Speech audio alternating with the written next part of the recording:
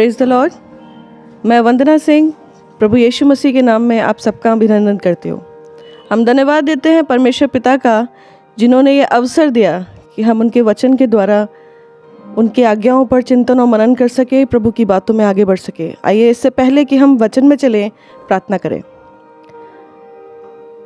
जीवते सामर्थ्य परमेश्वर प्रभु पिता, हम आपका धन्यवाद करते हैं इस सुंदर घड़ी, इस अवसर के लिए प्यारे स्वामी, जो आपने हमें यह मौका दिया कि हम आपकी उपस्थिति में होकर प्रभु आपके वचन में बातचीत कर सके, प्रभु आपकी आज्ञाओं पे, आपकी बातों पे चिंतन मनन कर सके। स्वामी, हम इस योग्य नहीं, लेकिन प्रभु आपका दया, आपके अनुग्रह के लिए हम धन्यवाद करते हैं। पिता, प्रार्थना करते हैं इस पूरे समय के लिए आप अपनी आत्मा का नियंत्रण हम सब पर बना कर रखें प्यारे परमेश्वर। वचन का बोलना, वचन का सुनना प्यारे प्रभु जी, और उसका फल आपके द्वारा ठहराया जाए। पिता, जो कुछ भी बोला जाता है वो आप में नियंत्रित होकर बोला जाए, आपके द्वारा बातचीत की जाए। मैं अपने आप को प्रभु आपके हाथों में सौंपती हूँ, अपनी देह आत्मा प्राण को प्यारे परमेश्वर आपके हाथों में रखती हूँ। प्रार्थना करती हूँ प्रभु कि मेरी ज़ुबान को जो अशुद्ध है अपने वेदी के अंगारों से छू कर शुद्ध करें प्यारे पिता, मुझ में होकर बोले, बातचीत करें। एक एक सुनने वाले को प्रभु जी ब्लेस करें, आशीषित करें प्यारे परमेश्वर। नेगेटिविटीज़ प्रभु यीशु सब आपके नाम से दूर हों। अपने दूतों को तैनात करें ताकि इसके द्वारा जो भी फल आता है प्यारे परमेश्वर वो आपके अनुरूप हो। सब कुछ आपके हाथों में सौंपते पिता, इस प्रार्थना को अपने उद्धारकर्ता प्रभु यीशु मसीह के नाम में मांगते हैं, आमीन। प्रियो, परमेश्वर ने जो बातचीत का विषय आज मेरे हृदय में रखा है वो है परमेश्वर का भय। हम सुनते आ रहे हैं बहुत अरसे से इस बात को। प्रभु का वचन बार बार कहता है कि यहोवा का भय मानना बुद्धि का आरंभ है। वास्तव में परमेश्वर का भय क्या है, उसको हम किस रूप में सही तरीके से देख सकते हैं? आज वचन के ही द्वारा, इसमें दिए गए बहुत सारे कैरेक्टर्स के द्वारा हम इस बात को जानेंगे कि परमेश्वर का उचित भय क्या है। सबसे पहले मैं बात करना चाहूँगी आदम और हव्वा के विषय में, जो परमेश्वर द्वारा रचे गए सबसे पहले मनुष्य हैं। परमेश्वर की संगति में रहते हैं। धन्य इंसान है जो परमेश्वर की संगति में रहते थे। प्रभु रोज उनसे मिलने के लिए, बातचीत करने के लिए आते थे। और वचन कहता है कि जब आदम ने पाप किया और परमेश्वर ने उसे पुकारा तो आदम ने कहा, प्रभु मैं आपका वचन बारी में सुनकर डर गया था। ये बात दर्शाती है कि आदम और हव्वा परमेश्वर की डर में बने रहने वाले लोग थे। साथ साथ वो परमेश्वर की आज्ञा को भी जानते थे जो उन्होंने दी थी उसे, कि अदन की वाटिका के बीच में जो वृक्ष पाया जाता है, भले और बुरे के ज्ञान का वृक्ष, उसके फल में से मत खाना। कहने का अर्थ है कि आदम और हव्वा परमेश्वर के भय में रहने वाले लोग भी थे, उसकी आज्ञा को जानने वाले लोग भी थे, लेकिन इन सब बातों के बावजूद भी वो पाप में पड़ गए। सोचने का विषय यह है, तो आदम और हव्वा, उनके जीवन में फिर परमेश्वर का कैसा भय था? दूसरा उदाहरण मैं लेना चाहूंगी दाऊद का। दाऊद एक ऐसा व्यक्ति है जिसे हर कोई मनुष्य, हर एक मसीही व्यक्ति जानता है। परमेश्वर के मन का व्यक्ति है, धर्मी जन है परमेश्वर के अनुसार। एक वो व्यक्ति है जिसे परमेश्वर ने चरवाहे से लेके राजा बना दिया।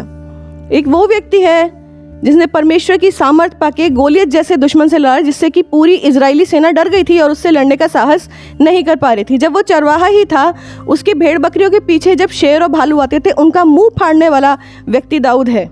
दाऊद वो व्यक्ति है जो परमेश्वर का महान आराधक है, जिसने भजन संहिता में ढेरों भजन लिखे हैं। इतनी आशीषें परमेश्वर ने दाऊद के साथ रखी, ऐसे ही नहीं क्योंकि वो परमेश्वर के मन का व्यक्ति था, परमेश्वर के डर में चलने वाला व्यक्ति था। लेकिन परमेश्वर के डर में चलने के बावजूद भी दाऊद, जब उसने बत्शेबा को देखा तो वो पाप में पड़ा। उस पल, जिस पल वो बत्शेबा को देखा उसने, उस घड़ी परमेश्वर का डर उसके मन के एक साइड हो गया, या ये कहा जाए कि उसने एक साइड उसको कर दिया। क्योंकि परमेश्वर के भय में बना रहता अगर, तो वो इस पाप में नहीं गिरता। ना केवल उसने बत्शेबा के साथ पाप किया, बल्कि उसके पति जो उसकी आर्मी में ही एक सैनिक था, उसको भी उसने मरवाया। डबल पाप में दाऊद घिरा। वो एक अलग बात है कि आगे आने वाले समय में दाऊद ने अपने पाप के लिए रिपेंट किया, उपवास किया, परमेश्वर ने माफ भी किया। लेकिन मैं पर्टिकुलर उस टाइम की बात कर रही हूँ जब दाऊद पाप में गिरा। उस पल में अगर परमेश्वर का भय उसके जीवन में बना रहता तो वो पाप में नहीं गिरता। परमेश्वर के भय से बढ़कर वासना उसके जीवन में उस घड़ी कब्जा कर गई, इसलिए परमेश्वर का भय उसके जीवन में साइड में हो गया। तीसरा उदाहरण मैं लेना चाहूंगी योना नबी का। योना नबी की कहानियां हम बचपन से सुनते आए हैं। ये भी परमेश्वर का एक नबी है, एक जन है, और परमेश्वर के भय में चलने वाला व्यक्ति है। नीनवे नगर जो कि पाप में बहुत ज़्यादा बढ़ गया था, उसको चेतावनी देने के लिए यहोवा परमेश्वर ने योना नबी को चुना कि वो जाकर नीनवे में प्रचार करे कि 40 दिन बाद नीनवे उलट दिया जाएगा। लेकिन योना नबी जो परमेश्वर के मन का व्यक्ति था, जो धर्मी जन था, जो डर में चलने वाला व्यक्ति था, परमेश्वर की आज्ञा का उल्लंघन करके बजाय इसके कि वो नीनवे को जाता, वो उसकी ऑपोजिट डायरेक्शन तरशीश को चला जाता है। आइए मेरे साथ खोले योना नबी की किताब और उसका पहला अध्याय। यहाँ उस समय का जिक्र है, योना नबी की किताब और उसका पहला अध्याय और उसके 9वें वर्ष को मैं पढ़ूंगी। उसने उनसे कहा, मैं इब्री हूँ और स्वर्ग का परमेश्वर यहोवा जिसने जल स्थल दोनों को बनाया है उसका भय मानता हूँ। ये योना के द्वारा ही कहे गए शब्द हैं। ये उस समय की बात है जब योना बजाय नीनवे को जाने के तरशीश की तरफ भागता है, वहाँ पर एक जहाज़ पर चढ़ जाता है और उस समय बहुत सारी आंधी और तूफान आती है। पूरा जहाज़ उस आंधी और तूफान में घिर जाता है। तब जहाज़ पे मौजूद व्यक्तियों ने चिट्ठी डाली है, चिट्ठी योना के नाम पे लिखी है और वो लोग योना से पूछ रहे हैं कि तू कौन है।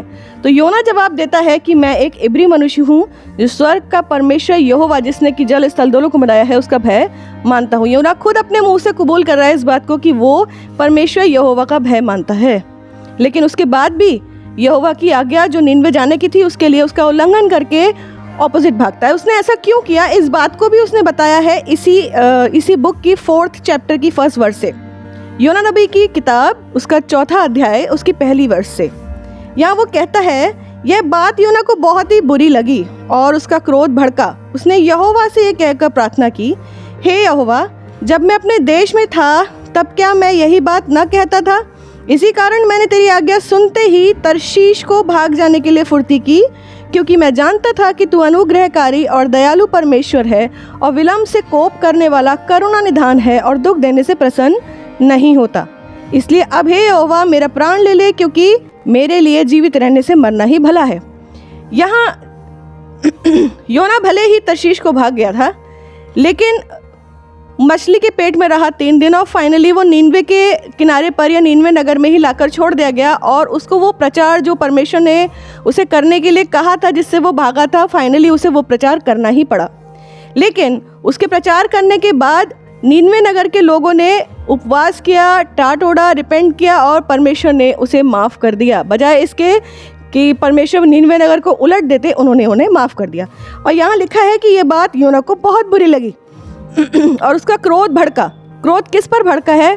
क्रोध भड़का है यहोवा परमेश्वर पे। और वो ये कह रहा है कि परमेश्वर, इसीलिए तो मैं तरशीश को भाग गया था तेरी आज्ञा सुनते ही, क्योंकि मैं जानता था कि तू अनुग्रहकारी और दयालु परमेश्वर है, विलम्ब से कोप करने वाला है, करुणा निधान है और दुख देने से प्रसन्न नहीं होता। परमेश्वर, आप मुझे वहाँ भेज तो रहे हैं, मुझसे वहाँ प्रचार कराने के लिए कह तो रहे हैं, लेकिन मैं जानता हूँ कि आप उनको नाश नहीं करने वाले, आप माफ़ कर देने वाले परमेश्वर हैं। यहाँ योना नबी परमेश्वर के डर में बना रहने वाला व्यक्ति तो है, लेकिन परमेश्वर के भय से ज़्यादा उसके जीवन में दिखाई दे रहा है यहाँ पर उसके अपनी रेपुटेशन का भय, कि मैं जाकर प्रचार करूँगा और मेरे कहे हुए शब्द पूरे नहीं होंगे। इस कारण परमेश्वर का भय का व्यक्ति होने के बावजूद भी वो परमेश्वर की आज्ञा का उल्लंघन करता है। किस प्रकार का भय योना नबी के जीवन में यहाँ हम देख रहे हैं। चौथा उदाहरण लेना चाहूँगी मैं इजराइलियों का। इजराइलियों के विषय में भी हम बहुत अच्छे से जानते हैं। पूरा ओल्ड टेस्टामेंट इजराइलियों के बारे में हमें बहुत डिटेल में बातचीत करता है।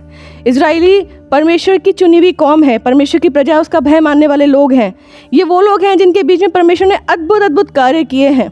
ये वो लोग हैं जिन्हें मिस्र की गुलामी से निकालने के लिए मूसा के द्वारा बहुत बड़े बड़े काम और चमत्कार किए हैं, जिन्हें इजराइलियों ने अपनी आंखों से देखा है। वो सारी बातें जो हम नियम में पुराने नियम में पढ़ते हैं उन्होंने देखी थी। इससे भी बढ़कर जब वो लाल समुद्र को क्रॉस करके बाहर निकले हैं तो किस प्रकार जल 2 हिस्से हो गया, जल की दीवारें दोनों साइड खड़ी हो गई और वो सूखे सूखे वहाँ निकल गए। ये सब बातें इजराइलियों ने देखी हैं। इजराइलियों ने देखा है मूसा को मिलाप वाले तंबू में तेज में होकर बातचीत करते हुए उन्होंने देखा है। उनके बीच में परमेश्वर यहोवा मिलाप वाले तंबू में वास किया करते थे। इजराइलियों ने इतना सब कुछ देखा है। इजराइलियों ने मन्ना खाया है जो किसी और कौम के लिए नहीं बरसा, उन्हीं के लिए पर्टिकुलर 40 ईयर्स, ना उससे पहले उन्हें मिला होगा ना उसके बाद उन्हें मिला। हर रोज़ सुबह उनके लिए मन्ना परमेश्वर यहोवा बरसाते थे, वो इकट्ठा करते थे, खाते थे। कैसे कैसे कार्य परमेश्वर ने उनके बीच में रखे। लेकिन उसके बाद भी ऐसे कठोर हृदय के वो लोग थे कि वचन बताता है एक बार नहीं, 2 बार नहीं, 3 बार नहीं, बार बार इजरायली पाप में गिरे। हर एक बार उन्होंने उन सब आज्ञाओं को तोड़ा जो यहोवा परमेश्वर ने उनके लिए रखा था। तो किस प्रकार का भय इजरायलियों के बीच में था, इजरायलियों के मन में परमेश्वर के लिए था। उन्होंने लोगों को हाथ के हाथ सजा पाते भी देखा था, अपने पापों के लिए, अपनी अनाज्ञाकारिता के लिए हाथ के हाथ लोगों को मरते देखा था इजरायलियों ने। लेकिन उसके बाद भी वो बार बार गुनाहों में पड़े, बार बार जब जब विपत्तियों में पड़े उन्होंने रिपेंट किया, प्रभु से माफ़ी मांगा, प्रभु ने माफ़ भी किया, लेकिन उसके बाद वापस वो उन्हीं गुनाहों पापों में घिरते चले गए। किस प्रकार का भय हम इजरायलियों के जीवन में देखने पाते हैं। अब प्रियो, मैं बात करूंगी कुछ ऐसे लोगों के जीवन के विषय में जो परमेश्वर का भय का हमें परफेक्ट एग्जाम्पल देकर गए। वचन से ही बात करूंगी। सबसे पहले बात करूंगी मैं दानियल के विषय में। दानियल भी परमेश्वर के दास, परमेश्वर के नबी। ये उस वक्त की बात है जब राजा नबूकदनेस्सर, जो बेबीलोन के राजा हैं, उन्होंने इजराइल पर कब्जा कर लिया। और उसके बाद दानियल और उसके 3 फ्रेंड्स हैं, शद्रक, मेशक और अबेदनगो, इन चारों लोगों को अपने सम्मुख राजा ने बुलाया है। ये बड़ी बात है कि इन 4 लोग हैं वो राजा के सम्मुख जा रहे हैं उसको फेस करने के लिए। और राजा भी अपने देश का राजा नहीं है, वो राजा है जो देश पे कब्जा किए हुए हैं, उनके गुलाम हैं, उसके सम्मुख ये लोग जा रहे हैं। वहाँ दानियल हिम्मत करता है और उसके फ्रेंड्स भी हिम्मत करते हैं कि राजा के द्वारा ऑफर किया गया खाना वो ठुकरा सकें। परमेश्वर का भय उनके जीवन में इस प्रकार मौजूद था कि उन्हें किसी और बात का भय ही नहीं था। उन्हें अपनी मृत्यु का भय नहीं था, उन्हें किसी तरह की पनिशमेंट का भय नहीं था, उन्हें बस परमेश्वर की आज्ञा को फॉलो करना था हर हालत में। इसी क्रम में मैं ऐड करना चाहूँगी दूसरा इंसिडेंट भी दानियल के फ्रेंड्स का। ये बात तब की है जब दानियल और उसके तीनों मित्र शद्रक, मेशक और अबेदनगो अपनी बुद्धि से और परमेश्वर में भय में बने रहने के कारण, परमेश्वर के संग होने के कारण राजा नबूकदनेस्सर को इम्प्रेस करने पाते हैं। और राजा नबूकदनेस्सर अपने राज्य में इन सभी को अधिकार सौंप चुका है, अच्छे पदों पर रख चुका है। उसके बाद एक सोने की मूर्ति राजा बनवाता है, पूरे अपने शहर में, पूरे राज्य में ढिंडोरा पिटवाता है कि जितने भी यहाँ के लोग हैं, जब सारे म्यूजिकल इंस्ट्रूमेंट बजें तो उस मूर्ति को वो सजदा करें, उसको दंडवत करें, नहीं तो धधकते आग के भट्टे में झोंक दिए जाएंगे। लेकिन जब ये शद्रक, मेशक और अबेदनगो उसको दंडवत नहीं करते तो कुछ लोग इन तीनों की चुगली जाके राजा से करते हैं और राजा फिर उनको अपने सामने बुलवाते हैं। आइए मेरे साथ खोलें दानियल की पुस्तक, उसका 3रा अध्याय। जब राजा ने तीनों को अपने सामने बुलाया है, उसके बाद का वर्णन मैं पढ़ूंगी 3rd चैप्टर के 13वीं वर्ष से। यहाँ लिखा है, तब नबूकदनेस्सर ने रोष और जलजलाहट में आकर आज्ञा दी कि शद्रक, मेशक और अबेदनगो को लाओ। तब वे पुरुष राजा के सामने हाजिर किए गए। नबूकदनेस्सर ने उनसे पूछा, हे शद्रक, मेशक और अबेदनगो, तुम लोग जो मेरे देवता की उपासना नहीं करते और मेरी खड़ी कराई हुई सोने की मूर्त को दंडवत नहीं करते, तो क्या तुम जानबूझकर ऐसा करते हो? यदि तुम अभी तैयार हो कि जब नरसिंगे, बांसुरी, वीणा, सारंगी, सितार, शहनाई आदि सब प्रकार के बाजों का शब्द सुनो, तो उसी क्षण गिरकर मेरी बनवाई हुई मूर्त को दंडवत करो तो बचोगे। और यदि तुम दंडवत ना करो तो इसी घड़ी धधकते हुए भट्टे के बीच में डाले जाओगे। फिर कौन ऐसा देवता है जो तुमको मेरे हाथ से छुड़ा सके? अब इन तीनों के सामने, अब तक तो ये तीनों राजा के सामने नहीं थे, लेकिन अब राजा के सम्मुख प्रस्तुत किए गए हैं। राजा एक दूसरा ऑफर, एक दूसरा चांस इन्हें दे रहा है कि अभी भी तुम्हारे पास अवसर है, अगर सब म्यूजिकल इंस्ट्रूमेंट के बजते ही तुम मेरी बनाई मूर्त को सजदा करोगे तो बचोगे, वरना धधकते आग के भट्टे में गिरा दिए जाओगे। यहाँ पर शद्रक, मेशक और अबेदनगो जो बिल्कुल मृत्यु की सीमा पर ही खड़े हैं, अगले क्षण मौत उनका इंतजार कर रही है, भयानक मौत। वो क्या जवाब देते हैं ऐसी घड़ी में राजा को? शद्रक, मेशक और अबेदनगो ने राजा से कहा, इसी के 16वें वर्ष में लिखा है, हे नबूकदनेस्सर, इस विषय में तुझे उत्तर देने का हमें कुछ प्रयोजन जान नहीं पड़ता। हमारा परमेश्वर जिसकी हम उपासना करते हैं वह हमको उस धधकते हुए भट्टे की आग से बचाने की शक्ति रखता है। वरन हे राजा, वह हमें तेरे हाथ से भी छुड़ा सकता है। परंतु यदि नहीं तो हे राजा, तुझे मालूम हो कि हम लोग तेरे देवता की उपासना नहीं करेंगे और न तेरी खड़ी कराई हुई सोने की मूर्त को दंडवत करेंगे। शद्रक, मेशक और अबेदनगो ऐसे हालात में भी जो पूरी तरह से विपरीत है उनके लिए, बहुत बोल्ड होकर राजा को जवाब देते हैं कि हमारा जो परमेश्वर है जिसकी हम उपासना करते हैं, वो केवल इस भट्टे से ही नहीं, वो हमें तुझसे भी बचा सकता है। और अगर नहीं भी बचाएगा राजा, तो हम तेरी खड़ी कराई हुई सोने की मूर्त को दंडवत नहीं करेंगे। इनके जीवनों में परमेश्वर का भय इस तरह है कि किसी और बात का इन्हें भय ही नहीं है। ना अपनी रेपुटेशन का इन्हें भय है, ना अपने जीवन का इन्हें भय है। इन्हें सिर्फ और सिर्फ परमेश्वर की आज्ञा मानने का भय है। ये ऐसे भय का एग्जाम्पल हमारे सामने देते हैं। इसके बाद करूँगी वचन से ही बात एलिशा के बारे में। एलिशा जो परमेश्वर का महान सेवक रहा, जो एलिया नबी का सेवक रहा, उसकी सेवा करता रहा, और अंत के समय में जब एलिया स्वर्गारोहण पर था और बार बार एलिशा को कहता था कि अब तू चला जा, लेकिन एलिशा ने उसे आखिरी मोमेंट तक भी छोड़ा नहीं। और उसकी इस तरह से सेवकाई, उसकी इस तरह से भक्ति, परमेश्वर के प्रति उसके हृदय में जो प्रेम था, इसके कारण उसको दुगना अभिषेक मिला। एलिया नबी का दुगना अभिषेक एलिशा पर उतरा। और वचन बताता है किसी और के विषय में नहीं, एलिशा के विषय में। वचन ऐसे कहता है, जब एलिशा मर गया और उसकी मरी हुई हड्डियों से एक मुर्दा छू गया, वो जीवित हो गया। ऐसा अद्भुत अभिषेक एलिशा के जीवन में था, जो केवल उसके जीवन भर ही नहीं रहा, उसके मरने के बाद उसकी मृत हड्डियों में भी पाया गया। अभिषेक यूं ही नहीं उतरता मेरे प्रियो, सारे जीवन जो दुगना अभिषेक उसको मिला, तो उसने परमेश्वर के भय में भी वो दुगनी रीति से चला होगा, दुगनी ईमानदारी के साथ, तो ही उसको इतना अभिषेक मिलने पाया। मैं बात करूंगी इसके बाद यूहन्ना के विषय में। हम नए नियम में देखते हैं प्रभु यीशु मसीह के बहुत चेले थे, 12 चेले जो मुख्य थे। ये वो लोग हैं जो 3.5 साल प्रभु की सेवकाई में उसके संग संग चले हैं। उन आज्ञाओं को, उन बातों को इन्होंने किसी पास्टर्स के या किसी दूसरे व्यक्तियों के द्वारा नहीं, प्रभु यीशु मसीह के द्वारा सीखा है। इन्होंने देखा है प्रभु यीशु मसीह पिता का संबंध, आंखों से देखा है। क्या उनका प्रार्थना जीवन था, क्या बातें उन्हें पसंद नहीं थी, किन बातों को वो सिखा रहे हैं, क्या उनका क्षमा करने का जीवन है, क्या उनकी सहन शक्ति है, क्या उनकी दया है, क्या उनका अधिकार है। इन्होंने सब बातों को देखा है और डेफिनेटली इन्होंने परमेश्वर के भय को भी प्रभु यीशु मसीह से जाना है। ये सभी लोग परमेश्वर के भय में चलने वाले लोग हैं। लेकिन जिस वक्त यीशु मसीह क्रूसीफाई किए गए, परमेश्वर का भय से बढ़कर जीवन का भय इन सब के जीवनों में दिखाई दिया यूहन्ना के सिवा। यूहन्ना अकेला इनका दास था, अकेला इनका चेला था, जो उस समय जब प्रभु यीशु मसीह का क्रूसिफिकेशन हो रहा था वहां पर नजर आया। ऐसा नहीं है कि बाकी चेले प्रेम नहीं करते थे, वो प्रभु के साथ रहे नहीं थे, सीखा नहीं था, सबने सीखा था। मैं पतरस की ही अगर बात करूं, बहुत प्रेम करता था प्रभु यीशु मसीह से। उसने कहा था, प्रभु मैं तेरे लिए जान भी दे दूंगा, और प्रभु ने कहा था, पतरस तू आज ही मेरा 3 बार इनकार करेगा। पतरस ही वो व्यक्ति था, जब यीशु मसीह को पकड़ने के लिए सैनिक आए थे तो उसने अपनी तलवार निकाल के एक सैनिक का कान काट दिया था।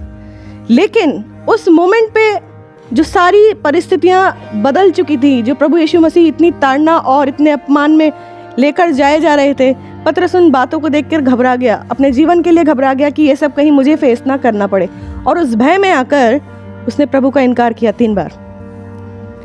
वो सारा भय यूहन्ना के लिए भी था। वो सारी चीज़ें, वो सारी कंडीशंस जो एडवर्स हो चुकी थी पतरस के लिए, सेम वही कंडीशन यूहन्ना के लिए भी थी।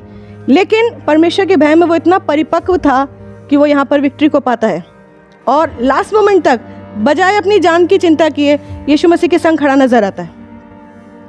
इसके बाद बात करूंगी मैं मूसा के विषय में। मूसा परमेश्वर का महान नबी, महान दास, जिसके विषय में वचन बताता है कि यहोवा ने मूसा को मिट्टी दिया। कोई और ऐसा व्यक्ति नहीं रहा होगा, मूसा को मिट्टी यहोवा परमेश्वर ने दिया। मूसा भी एक कमजोर प्राणी था। मूसा भी यहोवा परमेश्वर से मिलने से पहले एक क्रोधी मनुष्य था, एक हत्यारा था, हत्या करके भागा था। जब यहोवा परमेश्वर को मिलता है, जब झाड़ी में बातचीत करता है, जब तेज देखता है तो वो डर जाता है। वचन बताता है कि मूसा डर गया। मूसा भी परमेश्वर से डरने वाला व्यक्ति था। और जब प्रभु ने उसके कंधों पे सेवकाई रखी, उसे उन बातों को बताया कि उसे आगे जाके मिस्रियों के संग क्या क्या चिन्ह चमत्कार दिखाने हैं, कैसे उसे इजराइलियों को बचाना है, वहाँ से निकालना है, तब मूसा स्टार्टिंग में हेजिटेट होता है, कहता है प्रभु मैं योग्य मनुष्य नहीं हूँ, मैं जुबान का भद्दा हूँ, मैं ये काम कैसे करूँगा। लेकिन वो अपनी जिम्मेदारियों को छोड़कर भागा नहीं है।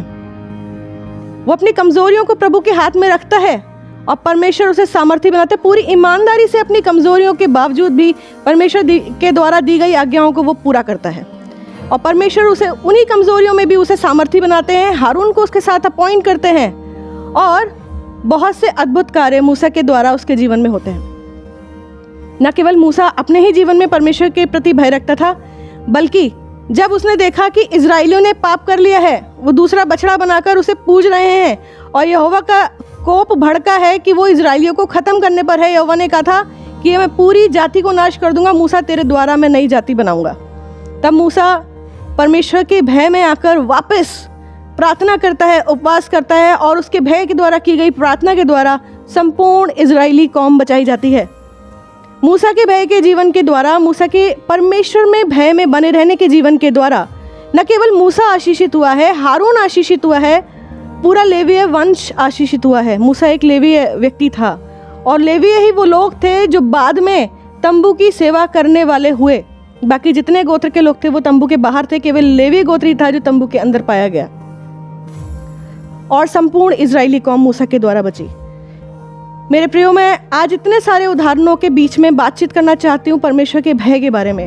हमने कुछ ऐसे लोग भी देखे जो परमेश्वर के भय की बात करते तो हैं, लेकिन उनका जीवन उस चीज़ को दिखाता नहीं है, या विपरीत परिस्थितियों में भय एक साइड होकर दूसरी बातें उनके जीवन पर हावी हो जाती हैं। और दूसरी तरफ वो लोग भी हैं जो परमेश्वर के भय में लगातार बने हैं, चाहे जीवन में कितनी ही विपरीत परिस्थितियां हैं, लेकिन उन्होंने परमेश्वर को नहीं छोड़ा और परमेश्वर ने उन्हें नहीं छोड़ा है। आज हम अपने जीवन को आकलन करें, क्योंकि हम भी परमेश्वर के भय में जाने जाने वाले व्यक्ति अपने आप को समझते हैं। हम में से हर एक कोई ये कहता है कि हाँ, मैं परमेश्वर का भय मानता हूँ। हमारे जीवनों में परमेश्वर का कैसा भय है, किस प्रकार के भय में, क्या हम अपने जीवन में परमेश्वर के उचित भय को लेकर चल रहे हैं, आज ये सोचने का विषय है। कुछ लाइव एग्जाम्पल्स के थ्रू बात करना चाहूँगी आपसे। एक व्यक्ति एक दिन कुछ ऐसा कर रहा था जो उचित नहीं था उसे करना, और उसने ये कहा, इस रूम में नहीं करूँगा क्योंकि यहाँ पर यीशु मसीह का पोस्टर लगा है। कैसा भय है उसके जीवन में। वो काम जो अनुचित है वो काम न छोड़ के उसने वो रूम छोड़ा जहाँ पर यीशु मसीह का पोस्टर था। क्या यीशु मसीह सिर्फ अपने पोस्टर के थ्रू ही उसे देख सकते थे? दूसरा कमरा या दूसरा रूम जहाँ पर पोस्टर नहीं था, क्या वहाँ यीशु मसीह उसको नहीं देख रहे थे? क्या उसके जीवन में पाया जाने वाला परमेश्वर का भय उचित है? कुछ लोग ऐसे भी हैं जो जानते हैं कि परमेश्वर पवित्र है और अपवित्रता बर्दाश्त नहीं करता, जो जानते हैं अपने भी जीवन को कि वो उचित नहीं है, उनके जीवनों में पाप है, उनके जीवन में एडिक्शन है, उनके जीवनों में बुराइयां हैं, और परमेश्वर इस चीज़ को पसंद नहीं करता, ग्रहण नहीं करता। सब चीज़ों को जानते हैं, एडमिट करते हैं, और इस बात का क्या सोल्यूशन निकालते हैं कि वो परमेश्वर की उपस्थिति में जाना ही छोड़ देते हैं, चर्च जाना छोड़ देते हैं, क्योंकि वो जानते हैं वो इस योग्य नहीं है, पाकशा लेनी छोड़ देते हैं। क्या ये परमेश्वर का भय उचित है? मैं बात करना चाहूंगी ऐसे लोगों के लिए जो अपने बातों से दूसरों को हर्ट करते हैं, जो गालियां देते हैं, जो लोगों को कर्स करने में या उनके कैरेक्टर को लेकर भी बोल देने में हिचकते नहीं हैं। उस समय उनके जीवन में परमेश्वर का भय दिखाई नहीं देता। जब वो निंदाएं करते हैं, जब वो गोष्ठियों में बैठकर दूसरों का ठट्टा करते हैं, तब उनके जीवन में परमेश्वर का भय दिखाई नहीं देता। जब वो क्लोज सर्किल में होते हैं और बिंदास बेबाक बातचीत करते हैं, तब उनके जीवन में परमेश्वर का भय नहीं दिखाई देता। जब लालच में होते हैं, अपने बहुत क्लोज लोगों को धोखा दे रहे होते हैं, झूठ बोल रहे होते हैं, लालच में फंसे होते हैं, तब उनके जीवन में परमेश्वर का भय दिखाई नहीं देता। किस प्रकार के भय में हम जी रहे हैं? बहुत से लोग क्रॉस कैरी करते हैं अपने गले में, रोजरी के फॉर्म में, या तो काले धागे में डाल के। मैं नहीं कहती कि गलत और सही है, लेकिन कभी भूल जाते हैं किसी दिन, तो डरते रहते हैं कि आज हमने क्रॉस को नहीं पहना तो पता नहीं क्या गलत हो जाएगा। उस क्रॉस से डरते हैं, उस परमेश्वर से नहीं जिसने हमारे लिए खून बहा दिया। क्या वो क्रॉस उनका प्रोटेक्टिव शील्ड है? या यीशु मसीह ने जो खून, अपना बेशकीमती लहू क्रूस पर से बहा दिया, वो है उनकी प्रोटेक्टिव शील्ड? क्या है उनकी प्रोटेक्टिव शील्ड? उनका भय क्या होना चाहिए? मैं आज इस विषय में बातचीत कर रही हूँ। कुछ लोग कैंडल जलाने के आदी हैं, वो नियमित रूप से कैंडल जलाते हैं। किसी दिन भूल जाते हैं किसी भी वजह से कैंडल जलाना, तो उनके मन में एक अजीब बेचैनी, घबराहट रहती है कि आज हमने कैंडल नहीं जलाई तो पता नहीं क्या होगा। क्या परमेश्वर इन बातों से प्रसन्न होता है, या वो हमारे जीवन से, हमारी आदतों से, हमारे विचारों से, हमारे व्यवहारों से प्रसन्न होता है? ये सोचने की बात है। हमें किस तरह के भय में, हमें किस तरह की बातों में आगे बढ़ना है। परमेश्वर का भय हमें कभी भी परमेश्वर से दूर नहीं करता प्रियो। परमेश्वर का भय वो है जो हमें परमेश्वर के और उसकी आज्ञाओं के नज़दीक लेके आता है। परमेश्वर के भय में रहना मतलब परमेश्वर की आज्ञाओं में बने रहना। आज बहुत ज़रूरी है अपने जीवनों को आंकना, हम किस प्रकार के भय में आगे बढ़ रहे हैं। आइए परमेश्वर से बुद्धि मांगे, सामर्थ मांगे, ताकि हम जान सकें कि क्या सही और क्या उचित है, क्या उचित और क्या गलत है, और परमेश्वर के नियंत्रण में होकर उचित भय में हम आगे बढ़ें। आइए प्रार्थना करें। धन्यवाद सामर्थी परमेश्वर, आपके अनुग्रह प्रेम के लिए, आपकी दया के लिए, वचन की संगति के लिए प्रभु, जो आप में होकर हम करने पाए। इस सुंदर अवसर के लिए पिता धन्यवाद करते हैं, प्रार्थना करते हैं प्रभु, सच में हमें अपनी बुद्धि से, आत्मा से परिपूर्ण करें, ताकि हम सही और गलत में अंतर कर सकें। प्यारे परमेश्वर, हम जान सकें पिता की क्या बातें हमारे जीवन के लिए उचित हैं और क्या अनुचित हैं। प्यारे स्वामी, सब बातों को आपके हाथों में सौंपते, आपका नियंत्रण मांगते, आपके उचित भय को प्यारे परमेश्वर अपने जीवन में मांगते हैं। प्रभु दया करें और संभालें, हमारा हाथ थामे, हमारे जीवन के एक एक क्षण में आप हमारे संग हो प्यारे स्वामी। सब बातों को आपके हाथों में सौंपती हूँ। इस प्रार्थना को अपने उद्धारकर्ता प्रभु यीशु मसीह के नाम से मांगते हैं, आमीन।